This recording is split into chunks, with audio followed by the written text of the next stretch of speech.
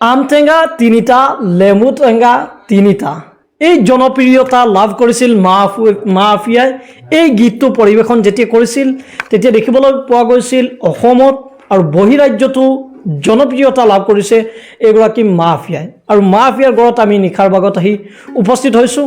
আজি এই ভাইৰেল গীতটো আপোনালোকক শুনাবলৈ ল'ম, যিটো আমি বেলেগ কোনো মাইক ইউজ কৰা নাই, ডাইৰেক্টলি তেখেতৰ সাউণ্ডত যেটো গীত ওলাই আহিব সেইটো আপোনালোকে শুনিব।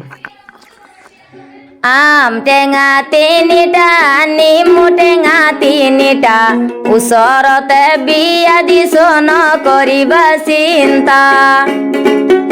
আম টেঙা তিনিটা, নেমু টেঙা তিনিটা, ওচৰতে বিয়া দিছো নকৰিবা চিন্তা।